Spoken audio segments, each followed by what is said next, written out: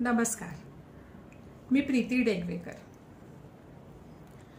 मंदाकिनी सुरेश पाटील यांची ओळख करून द्यायची झाली तर त्या गजानन महाराजांच्या निस्सीम भक्त. महाराजांवर लिखाण करायला त्यांना खूपच आवडते. शेगावीच्या राणा या मासिकातून त्यांनी लिखाण केले आहे. तर आपला याहू ग्रुप जो गजानन प्रचार परिवाराचा आहे त्यातहीच त्यांनी सातत्याने केलेले चिंतनीय लेख आपल्यापैकी बऱ्याच जणांनी वाचले असावे. गजानन गुंजन या मासिकातून त्यांनी चिंतनीय लेख लिहिलेले आहेत. चर्चगेट येथे असलेल्या युनायटेड लॉज ऑफ थिओसॉफी या संस्थेशी त्या गेल्या 10 वर्षे निगडित आहेत. गजानन महाराजांना ते आपल्या गुरुस्थानी मानतात.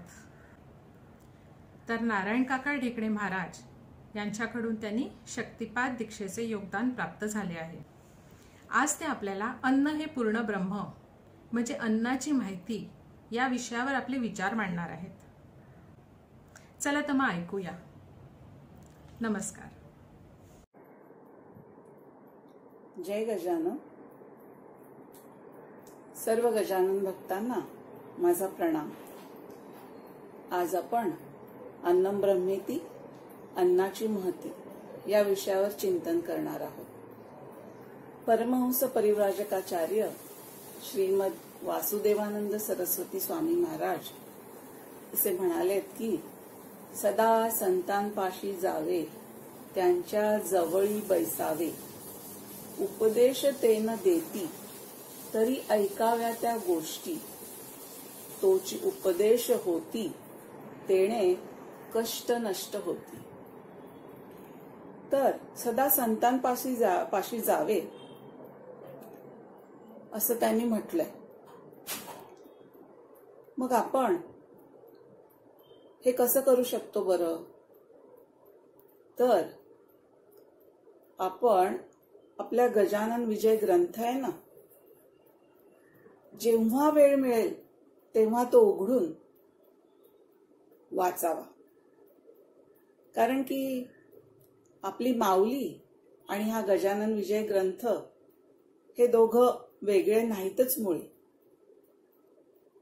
परमपूज्य गोंदवलेकर महाराज असे म्हणाले की मी गेल्यावर मला तुम्ही तसबिरीत किंवा मूर्तीत शोधू नका, पण मी जो तुम्हाला उपदेश केला आहे त्यात मी तुम्हाला सापडीन. तर अशाच प्रकारे आपले महाराजही आपल्याला या गजानन विजय ग्रंथातच प्रत्येक ओवीत सापडतात. माऊलींना आपल्याला काय उपदेश करायचा आहे तो त्यांनी प्रत्येक ओवीतून आपल्याला केलेला आहे. आणि त्या प्रत्येक ओवीवर आपण सतत चिंतन मनन केलं पाहिजे की जेणेकरून सतत आपण माऊलीच्या सानिध्यात राहून माऊलींना काय म्हणायचं आहे हे आपल्याला जाणून घेता येईल. म्हणूनच आपण आज गजानन विजय ग्रंथातील पहिल्याच अध्यायातला एक प्रसंग आहे. पहिलाच प्रसंग तो दासगणू महाराजांनी त्याचं वर्णन केलंय की आपले महाराज हे उष्ट्या पत्रावरील अन्नाची शीत वेचून खात होते. आणि या प्रसंगाच्या संदर्भात दासगणू महाराजांनी असं लिहिलंय की या कृतीतून महाराजांना आपल्याला असा उपदेश करायचा आहे की अन्न हे परब्रह्म आहे आणि त्याची अवहेलना कोणीही करू नये. आणि तिथेच त्यांनी असंही म्हटलंय की अन्नम ब्रह्मेती ऐसी उक्ती उपनिषदा ठाई असे. तर मग हे उपनिषद कुठलं बरं असावं? तर हे उपनिषद आहे तैत्तरीय उपनिषद. यामध्ये असा प्रसंग आहे की भृगु आपले वडील वरुण यांना म्हणतात की मला त्या परब्रह्माला जाणून घ्यायचं आहे,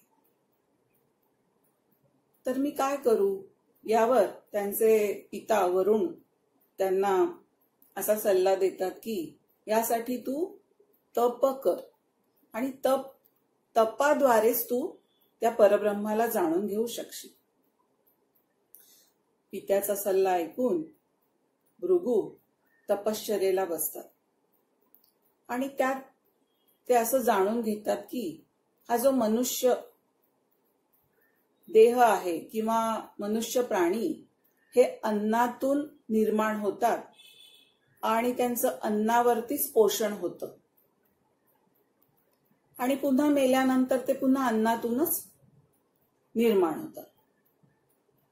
आणि जर का आपल्याला परब्रह्माला जाणून घ्यायचं असेल, आपल्या माऊलींना जाणून घ्यायचं असेल, तर त्यासाठी जप तप एकासनी बसून पारायण करणं हे सर्व केल्यावर हे सगळं केल्याने आपण त्या ईश्वरी तत्वाला जाणून घेऊ शकणार आहोत. आणि हे सगळं करण्याकरता आपलं हे जे शरीर आहे ते स्वस्थ असलं पाहिजे.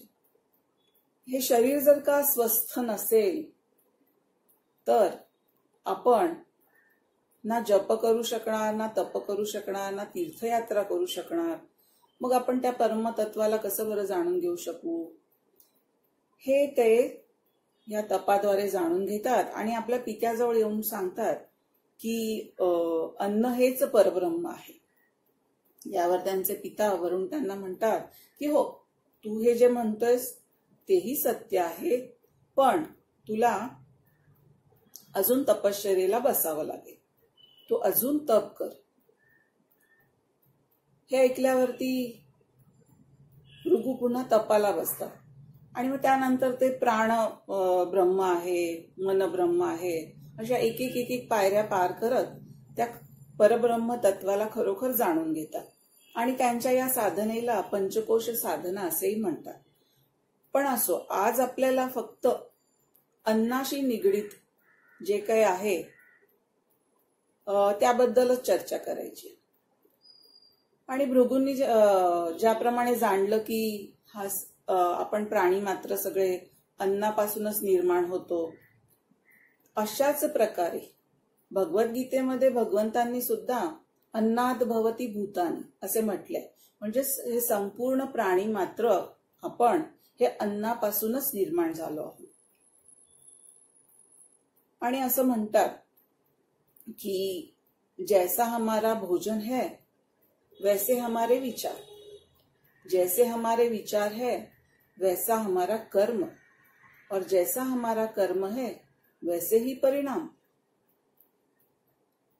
तर यावरून लक्षात आलंच असेल की आपण ज्या प्रकारचं अन्न ग्रहण करतो तसेच आपले विचार होतात आणि जसे आपले विचार असतील तशीच कृती आपल्या हातून घडते आणि जशी कृती तसं कर्मफल हे ठरलेलं आहे.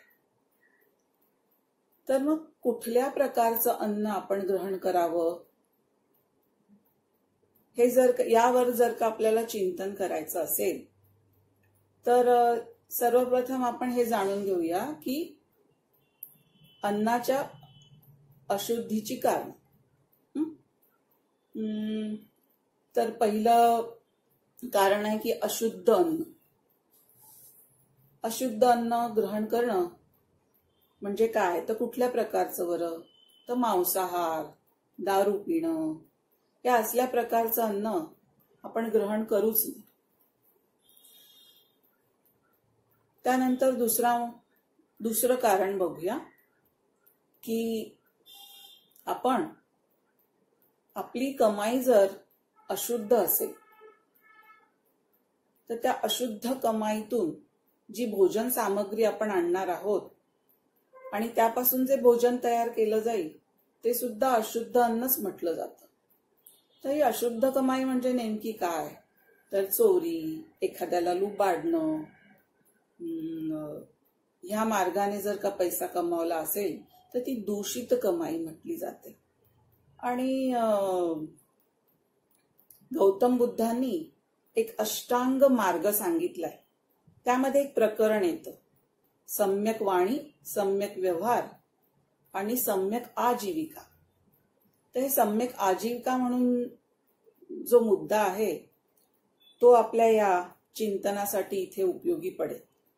त्यात त्यांनी असं म्हटलंय की दारू बनवणारी एखादी दारू बनवण्याचा व्यवसाय, हत्यारं बनवणं, या ठिकाणी जर का कोणी काम करत असेल आणि त्यातून त्याची जर का कमाई असेल तर ती दूषित कमाईच म्हटली जाते.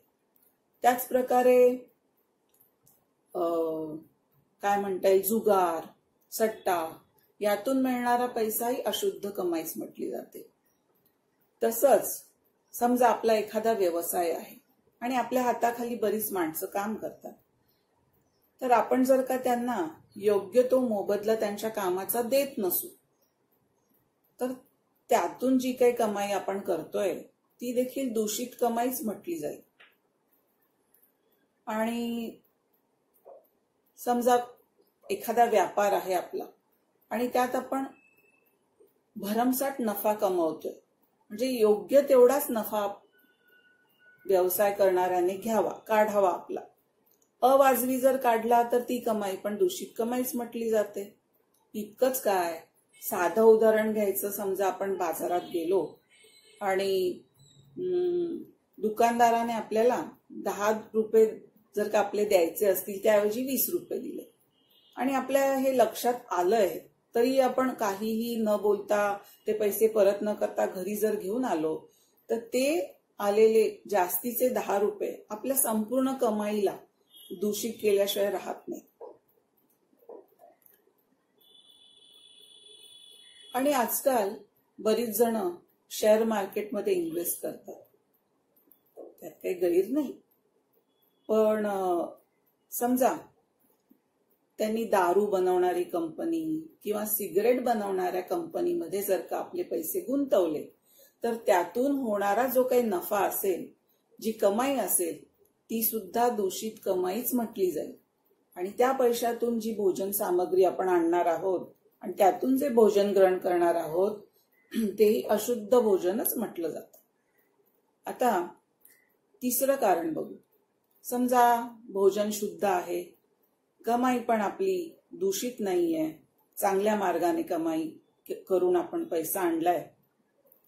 पण जेव्हा हा पैसा घरात येतो त्यावेळी त्यातील एक भाग त्या पैशातला घरामध्ये तो पैसा वापरायच्या आधी 5 प्रकारच्या ऋण फेडण्याकरता बाजूला काढून ठेवला पाहिजे. एक आहे पितृऋण, मातृऋण, ऋषी ऋण, देवऋण आणि समाज ऋण. थोडक्यात काय, दानासाठी तो पैसा वेगळा काढून ठेवणं गरजेचं आहे. ईशावास्य उपनिषद आहे एक, त्यामध्ये असं म्हटलंय की तेन त्यक्तेन भुंजिता, म्हणजे भोगून नाही, त्यागून भोगा. आधी त्याग करा आणि मग भोगा. तर जो का पैसा आलेला असतो तो जर का आपण काढला नाही आणि आधीच वापरायला घेतला आपल्या सगळ्या घरातल्या सदस्यांसाठी तर ती पण अशुद्ध कमाईच म्हटली जाते. त्यामुळे सगळ्यात आधी दानासाठी तो पैसा वेगळा काढावा. आता तिसरा मुद्दा, भोजन शुद्ध आहे, कमाई शुद्ध आहे, 5 प्रकारचे ऋण फेडण्याकरता एक भाग काढून ठेवला आहे, परंतु त्या घरात जी व्यक्ती भोजन तयार करते, म्हणजे जी स्वयंपाक करते, त्या व्यक्तीची मनस्थिती जर ठीक नसेल, ती उद्विग्न असेल, कोणावर रागवली असेल, तिच्या मनात राग द्वेष अशा भावनांचा कल्लोळ जर तिच्या मनामध्ये असेल आणि तिने जो स्वयंपाक केलेला असेल त्यावर त्या सगळ्या विचारांचा संस्कार होतो आणि ते भोजन जे ग्रहण करतील घरातले त्यांच्यावर त्याचा परिणाम झाल्याशिवाय राहत नाही. म्हणून अशा प्रकारचं भोजनही दूषित भोजनच म्हटलं जातं. आता भोजनही चांगल्या मनाने तयार केले समजा, म्हणजे अगदी नामस्मरण करत करत आनंदी मनस्थितीत, आणि तो सगळा स्वयंपाक तयार झाल्यानंतर ते सगळं अन्न व्यवस्थित एका ताटात काढून आधी आपल्या इष्टदैवतेला अर्पण करावं, म्हणजे त्याचा नैवेद्य दाखवावा. पूर्वी असा एक छोटेखानी यज्ञ केला जायचा. हे सगळं जे भोजन घरात तयार केलेलं असेल ते त्याची आहुती त्या यज्ञात दिली जायची. म्हणजे की त्या यज्ञातली जी अग्निदेवता आहे ती ते भोजन आपल्या इष्टदेवतेपर्यंत नेऊन पोहोचवते, असा त्यामागची संकल्पना होती. पण आता धकाधकीचं आयुष्य आहे, एवढं सगळं करणं आपल्याला शक्य होत नाही. तर निदान नैवेद्य तरी दाखवावा आपल्या इष्टदैवतेला. मग असंही कोणी म्हणतं की सकाळी धावपळीत आम्ही डबा भरतो आणि ऑफिसमध्ये डबा खातो. तर हरकत नाही ना, जेव्हा ऑफिसमध्ये आपण डबा उघडू तेव्हा असे हात जोडून आपल्या माऊलींना म्हणायचं, माऊली जेवायला या, आणि 1-2 घास आपल्या माऊलींना आपल्या हाताने भरवावे. आणि असं केल्यानंतर ते भोजन न राहता आपल्या माऊलींचा प्रसादच होईल, नाही का? आणि तो प्रसाद, त्या भोजनाचा एक कण तरी आपण शिल्लक राहू देऊ का? त्यामुळे अन्नाची अवहेलना होण्याचा प्रश्नच उद्भवत नाही. आता बरीच जण अशी शंका उपस्थित करतात की नैवेद्य आपण देवाला दाखवतो तर खरंच तो नैवेद्य परमेश्वर ग्रहण करतो का? तर त्यासाठी एक सत्य घटना सांगू इच्छिते.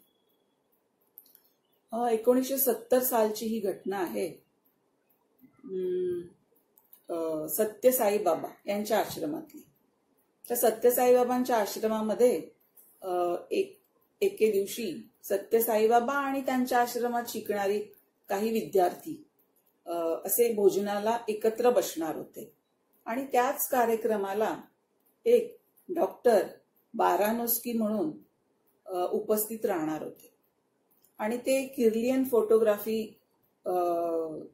करणारे होते, किंवा तो कॅमेरा त्यांच्याकडे होता.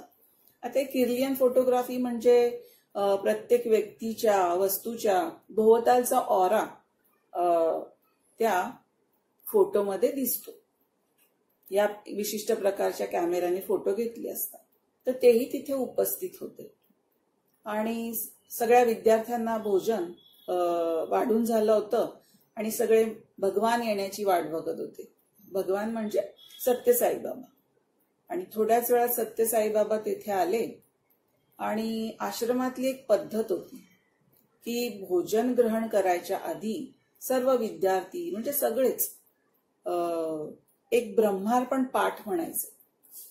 तर ब्रह्मार्पण पाठामध्ये ते भगवद्गीतेतल्या 4थ्या अध्यायातला 24वा श्लोक आणि 15व्या अध्यायातला 14वा श्लोक, त्याचप्रकारे एक छोटासा श्लोक म्हणायचे.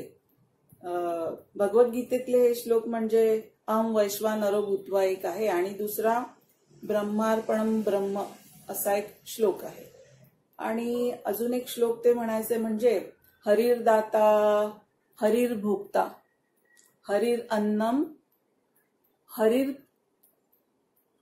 प्रजापती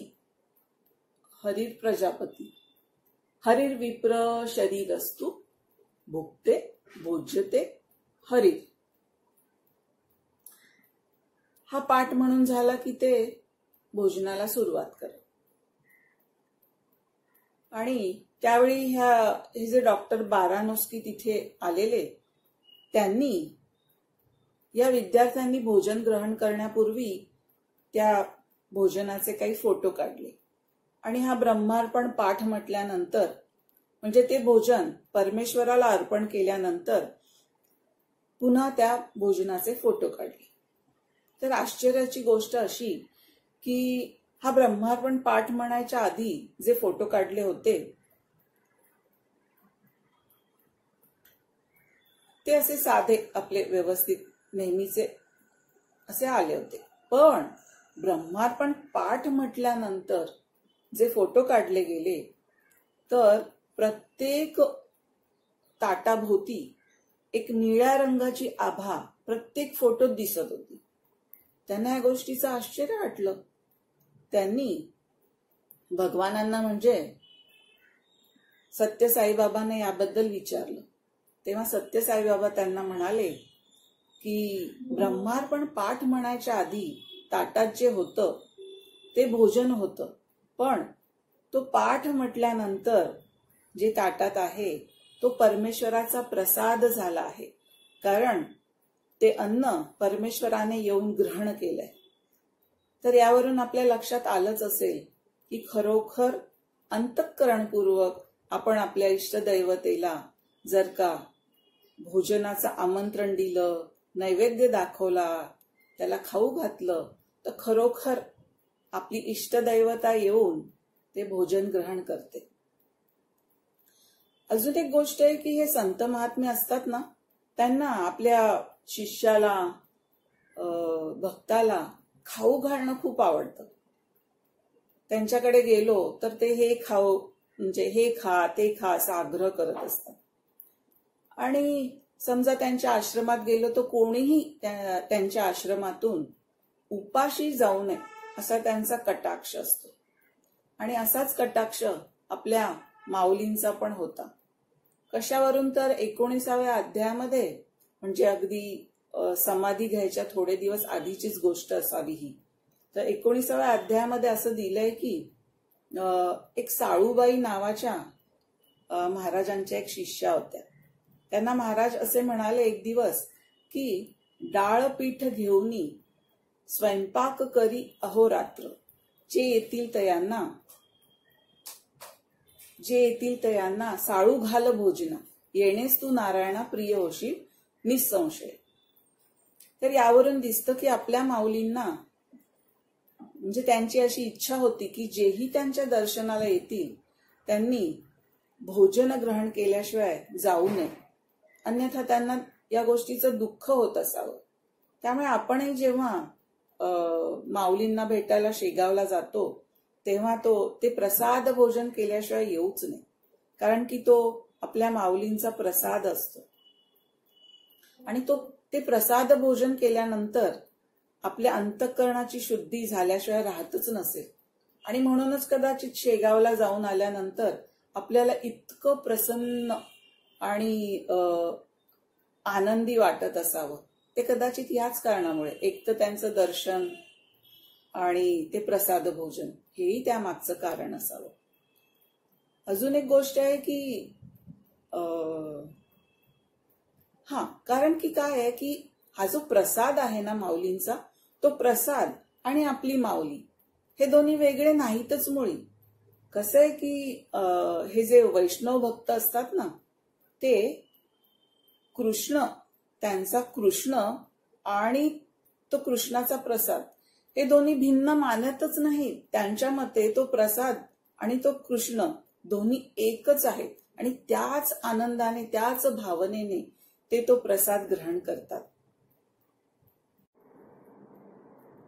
तर त्याच भावनेने आपण आपल्या माऊलींना दाखवलेला नैवेद्य किंवा शेगावला गेल्यानंतर ते प्रसाद भोजन करावं. आता आपण पुढचा मुद्दा बघू की नैवेद्य दाखवल्यानंतरच भोजन ग्रहण करावं. त्यानंतर जी व्यक्ती ते भोजन ग्रहण करते तिचीच मनस्थिती जर नीट नसेल तर, तिच्या मनात राग द्वेष अशा भावनांचा कल्लोळ माजला असेल तर त्या मनस्थितीत त्याने केलेलं भोजनही अशुद्धच होतं. आणि या अशुद्ध भोजनाचा परिणाम आपल्या चित्तवृत्तीवर विचारांवर झाल्याशिवाय राहत नाही. या अशुद्ध भोजनाचा अगदी लगेच परिणाम जर कशावर होत असेल तर तो आपल्या वैखरी वाणीवर होतो.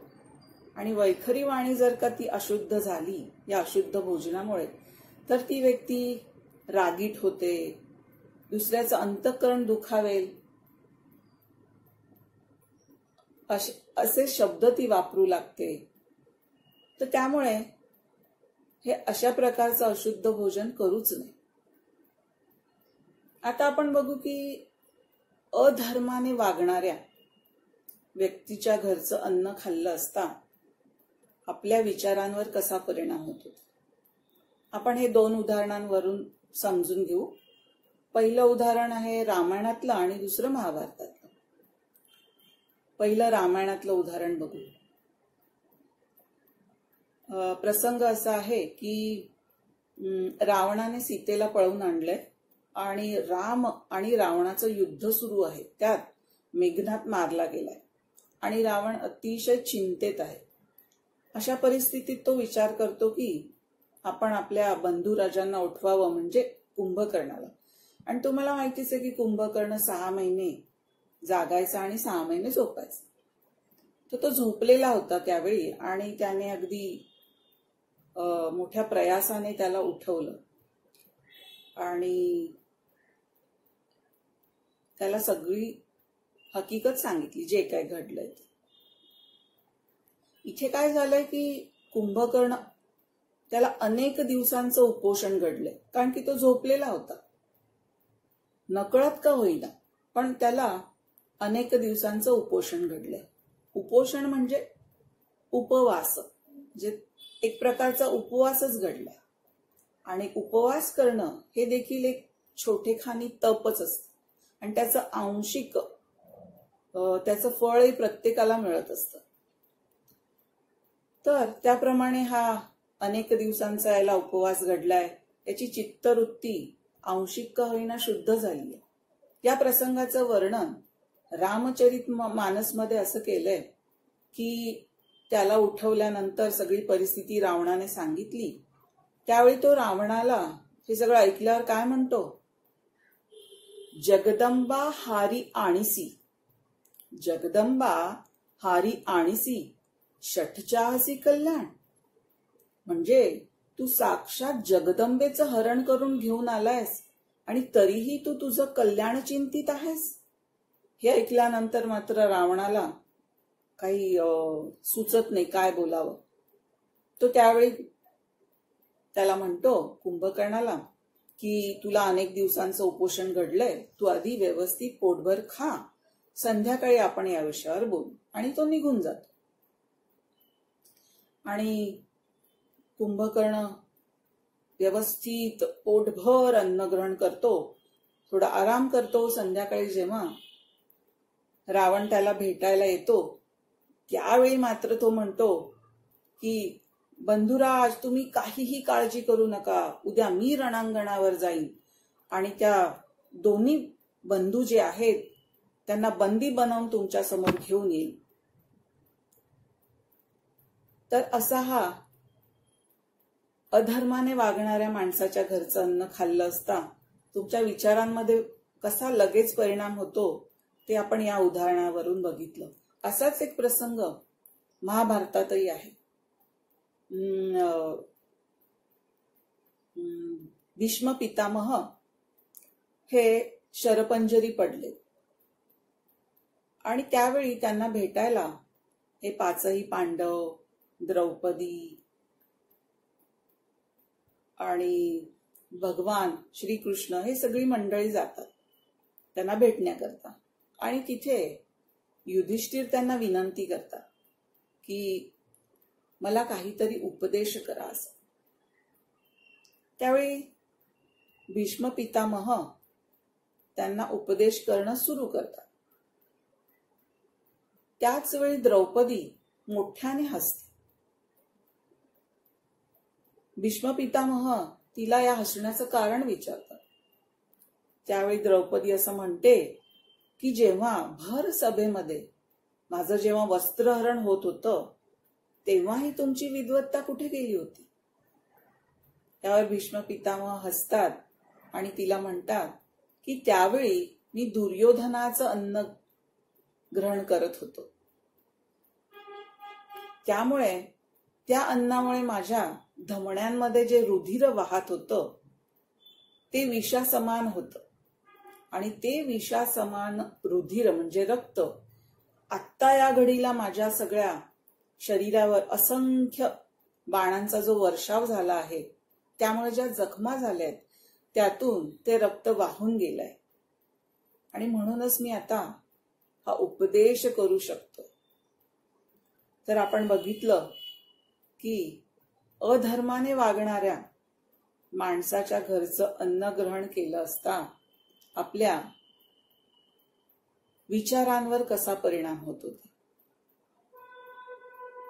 त्यामुळे शुद्ध अन्न ग्रहण करणं हेच आपल्यासारख्या साधकांसाठी योग्य, किंवा कोणासाठी शुद्ध अन्न ग्रहण करणं हेच योग्य. कारण ज्या प्रकारचं अन्न त्या प्रकारचे विचार, त्या प्रकारची कृती आणि त्या प्रकारचा परिणाम म्हणजे कर्मफल आपल्याला भोगावं लागतं. तर आपल्या माऊलींना त्या एका कृतीतून आपल्याला की शुद्ध अन्न ग्रहण करा, जे परमेश्वराला अर्पण केलेलं असेल, जे अतिशय शुद्ध असेल, ती कारणं आपण बघितली. आणि परमेश्वराला अन्न नैवेद्य दाखवल्यानंतर ते भोजन न राहता तो त्याचा नैवेद्य होतो. त्याचा नैवेद्य झाला म्हणजे आपण एकही अन्नाचं शीत वाया घालवू का बरं? अजिबात नाही. तर हे झालं आपलं आजचं चिंतन. पण अजून मी 2 गोष्टी सांगू इच्छिते, कारण की त्या अन्नाशीच निगडीत आहेत. पहिली घटना जी आहे ती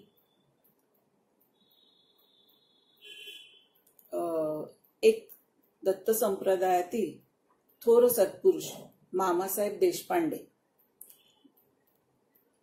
हे नुकतेच स्नान करून बाहेर आले. त्यांच्या शिष्यांनी त्यांचे कपडे सगळे तिथे वाळत घातले आणि ते बाहेरच्या खोलीत येऊन बसले. त्यावेळी त्यांना भेटायला त्यांचा एक शिष्य तिथे येतो आणि अर्थातच आपल्या गुरुदेवांना बघून त्याला खूप आनंद होतो. तो जातो आणि त्यांना नमस्कार करतो, त्यांना चरण स्पर्श करून असा नमस्कार करतो. नमस्कार करून जेव्हा तो अशी वरमान करतो त्यावेळी मामासाहेब देशपांडेंचं लक्ष त्याच्या या भाल प्रदेशावर म्हणजे इथे कपाळाकडे जातं. आणि या सत्पुरुषांना आपलं प्राक्तन, आपल्या प्रारब्धात काय लिहिलं आहे ते वाचता येत असतं. आणि तिथे बघितल्यानंतर त्यांच्या असं लक्षात आलं की माझ्या या भक्ताच्या आयुष्यात 2 वेळचं अन्न मिळणं खूप कठीण गोष्ट आहे. म्हणजे त्याच्या हाताची आणि तोंडाची गाठ 2-2 दिवस पडत नाहीये. हे बघितल्यानंतर त्यांना अतिशय दुःख होतं. आणि ते त्याला म्हणतात की बाळा, माझे एक काम करशील? अरे, आपल्या सद्गुरूंनी आपल्याला म्हणजे काहीतरी सेवेची संधी दिली. हा विचार करून तो अतिशय आनंदित होतो. आणि मग मामासाहेब त्याला म्हणतात की हे जे धोतर माझं इथे वाळत टाकलंय ते तू घेऊन जा आणि जरा धुवून आणून दे आणि ते पुन्हा वाळत घाल. हे ऐकल्याबरोबर तो अतिशय आनंदी अंतःकरणाने ते धोतर घेऊन धुवायला जातो, धुवून आणतो आणि पुन्हा ते वाळत घालतो आणि खूप आनंदात भोजन प्रसाद घेऊन तिथून निघून जातो. तो निघून गेल्यानंतर मामासाहेब त्या आधीच्या शिष्याला, त्याने हा सगळा प्रकार बघितलेला असतो की मी धुवून वाळत टाकलेलं धोतर गुरुमाऊलींनी पुन्हा त्या शिष्याला धुवायला सांगितलंय. त्यालाही जरा आश्चर्य वाटलेलंच असतं. त्याला ते बोलवतात आणि म्हणतात की तुला आश्चर्य वाटलं असेल ना मी त्याला पुन्हा ते धोतर धुवायला का सांगितलं असेल बरं? तो म्हणतो हो. ते म्हणतात की जेव्हा तो नमस्कार करून असा माझ्या जवळ आला त्यावेळी मला त्याच्या प्रारब्धामध्ये 2 वेळच्या अन्नाची ददा द्यायला आहे असं दिसून आलं. म्हणून ते बघितल्यावर मला अतिशय गलबलून आलं आणि मी त्या परमेश्वराला, जगन्नियत्याला प्रार्थना केली की माझ्या या भक्ताला 2 वेळच्या अन्नाची चणचण म्हणा किंवा ददात पडू देऊ नको. आणि त्याच्याकडून तेवढ्याच साठी मी धोतर धुवून घेण्याची एक सेवा करवून घेतली आणि त्याच्या बदल्यात त्या जगन्नियत्याला ही प्रार्थना केली. कसे असतात हे सत्पुरुष? त्या त्यांच्या भक्ताला कल्पनाही नाही की आपल्या गुरुमाऊलींनी आपल्यासाठी परमेश्वराला साकडं घालून आपलं हे जे मोठं संकट होतं ते कसं दूर केलंय ते त्याला काहीही पत्ता नाही. एक छोटीशी सेवा करून घेतली त्यांनी, धोतर धुवून घेण्याची, आणि त्याच्या बदल्यात परमेश्वराजवळ काय मागितलं बघा बरं. आपली गजानन माऊली सुद्धा अशीच आपली अनेक संकट परतून लावत असेल नाही, आपल्याला त्याचा पत्ताही नसेल. आणि बऱ्याच वेळा आपण आपल्या माऊलींकडे बघून असं सहज म्हणून जातो की माऊली तुमचं लक्ष आहे ना माझ्याकडे. असो, आता आपण दुसरी अशीच एक घटना बघणार आहोत. एक गोष्ट ह्या सत्य घटनेतली सांगायची राहिली ती अशी की हे का केलं बरं मामासाहेब देशपांडेंनी. ते याचं कारण सांगताना ते असं म्हणाले की मी जर का त्याला या संकटातून सोडवलं नसतं तर तो 10 दिशांना अन्नासाठी धावपळ करत फिरला असता. आणि मी जे त्याला साधन दिलंय, साधना दिलीये, ती त्याने केव्हा केली असती. ते करायला त्याला वेळच मिळाला नसता. आणि तो हा भवसागर कसा तरून जाईल बरं त्याशिवाय. मी दिलेलं साधन त्याने 2 वेळा तरी करावं, यासाठी केवळ यासाठीच मी त्याची ही चिंता दूर केली. किती काळजी असते आपल्या सद्गुरूंना की आपल्या या शिष्याने हा भवसागर तरून जावं. मी दिलेली जी सेवा आहे, साधना आहे, ती याने नीट करावी. मातृहृदयच असतात हो हे संत महात्मे. आता अजून एक अशीच घटना आहे रामकृष्ण परमहंस आणि स्वामी विवेकानंद यांची. स्वामी विवेकानंदांच्या आयुष्यातही असाच एक प्रसंग घडला.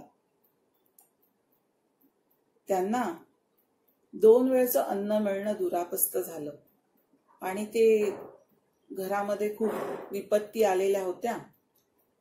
आणि स्वामी विवेकानंद नोकरीच्या शोधात इकडे तिकडे भटकत फिरत होते, पण त्यांना कुठेही नोकरी मिळाली नाही.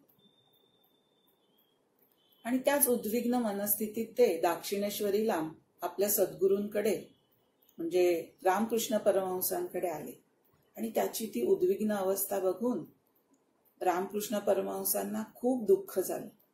ते त्यांना म्हणतात की नरेन, तू एक काम का करत नाहीस. तू देवळात जा मातेसमोर आणि तिला विनंती कर या संकटातून तुला काढायची. तिला सांग पाहू तुझं दुःख तू. त्यांचे म्हणजे त्यांनी जे सांगितलं ते ऐकल्यानंतर नरेंद्रनाही थोडंसं पटलं आणि ते खरोखर मंदिरात जातात आणि गाभाऱ्यातली काली मातेची ती मनोहर मूर्ती बघून ते स्वतःचं भानच हरपतात. त्यांचं भानच हरपतं आणि ते सुंदरसं भजन गाऊ लागतात. आणि भजन गात गात ते एका वेगळ्याच भावावेशात जातात आणि त्याच अवस्थेमध्ये ते बाहेर येतात. बाहेर आल्यावर त्यांना रामकृष्ण परमहंस विचारतात, सांगितलं का रे तू आईला. ते म्हणतात, माझ्या लक्षातच राहिलं नाही. मग रामकृष्ण परमहंस त्यांना म्हणतात, ठीक आहे, काही हरकत नाही. उद्या तू पुन्हा आईकडे जा आणि तुझी ही सगळी विनंती, तू ती जो काही तुझा संकट आहे तुझ्यावरचं ते निवारण करण्यासाठी विनंती कर. दुसऱ्या दिवशी सुद्धा तेच घडतं. स्वामी विवेकानंद आत जातात आणि आईची ती सुंदर मूर्ती बघून पुन्हा त्यांचं भान हरपतं. ते छानपैकी तिचं स्तुती आणि भजन वगैरे गातात आणि वेगळ्याच भावावेशात पुन्हा परत येतात. बाहेर आल्यावरती रामकृष्ण परमहंस पुन्हा त्यांना विचारतात, सांगितलं का रे तू आईला. ते पुन्हा तेच उत्तर देतात की मला भानच राहिलं नाही मागायचं. यावेळी मात्र आयुष्यात कधीही काली मातेसमोर, आपल्या आई जगदंबे समोर ज्यांनी हात पसरवले नाहीत, त्या रामकृष्ण परमहंसांनी काली मातेला मात्र यावेळी प्रार्थना केली आणि मातेला सांगितलं की हे जगन्माते, माझ्या नरेंद्रला 2 वेळचं अन्न आणि जाडभरड वस्त्र याची चिंता कधीही पडू देऊ नकोस. हे एवढ्या 2 गोष्टी त्याला मिळू दे. 2 वेळेचं अन्न आणि जाडं भरडं वस्त्र. जर काही त्याला मिळालं नाही तर तो या चिंतेमध्ये 10 दिशांना फिरत बसेल. आणि मग मी दिलेली साधना तो केव्हा करेल बरं? तर असे असतात हे संत महात्मे. यांना आपल्या शिष्याचं कल्याण कसं होईल, प्रत्येक आपला शिष्य हा भवसागर तरुण कसा जाईल, पार कसा होईल, याचीच चिंता लागून राहिलेली असते. तर अशा प्रकारे आपण आज अन्नाची महती या विषयावर चिंतन केलं. आणि हे चिंतन इथेच संपवते. आणि त्याचबरोबर नितीन दादा, अनिता ताई आणि संपूर्ण गजानन गुंजन विश्व परिवार यांनी हा जो काही मला आनंद दिला या चिंतनाचा, त्यासाठी मी त्यांचे खूप खूप आभार मानते. जय गजानन, जय गजानन. जय गजानन भक्त हो. नमस्कार, मी अंकिता प्रणिल कोठारे. मंदाताईंचं आज व्याख्यान ऐकून आपण सारे नक्कीच धन्य झालो. इतके मंत्रमुग्ध होऊन आपण हे प्रवचन ऐकत होतो की हा 1 तास कसा निघून गेला हे कळलं सुद्धा नाही. खरंच प्रवचन अत्यंत चिंतनीय होते. श्री गजानन विजय ग्रंथामध्ये अन्न हे परब्रह्म आहे ही शिकवण गजानन महाराजांनी पहिल्या अध्यायात दिली आहे. आज आपण जगभरात बघतो की अन्नाची नासाडी ती कशी होते. या निवेदनातून एक गोष्ट आपल्याला स्पष्टपणे कळली की अन्नाचा अपमान हा कधीच करू नये. कदाचित यामुळेच आपल्या घरातील थोर मोठ्याने अन्न भोजन करण्याच्या आधी ही प्रार्थना म्हणण्याचा आग्रह धरला असावा. ती प्रार्थना म्हणजे, वदनी कवळ घेता नाम घ्या श्री हरीचे, सहज हवन होते नाम घेता फुकाचे, जीवन करी जीवित्वा अन्न हे पूर्ण ब्रह्म, उदर भरण नोहे जाणीजे यज्ञ कर्म. जय जय रघुवीर समर्थ. त्याच प्रकारे अशुद्ध भोजन म्हणजे काय हे आज मंदाताईंनी आपल्याला विविध उदाहरणांनी समजावून सांगितले. त्यांच्या अत्यंत व्यस्त दिनचर्येतून वेळ काढून श्री गजानन गुंजन विश्व परिवारासाठी एक मेजवानी आपणा सर्व भक्तांना दिली. त्याबद्दल मी गजानन गुंजन विश्व परिवारातर्फे त्यांचे खूप खूप आभार मानते. आणि अशीच अविरत कीर्तन प्रवचन सेवा आपल्याकडून घडत राहो अशी माऊली चरणी प्रार्थना करते. जय गजानन.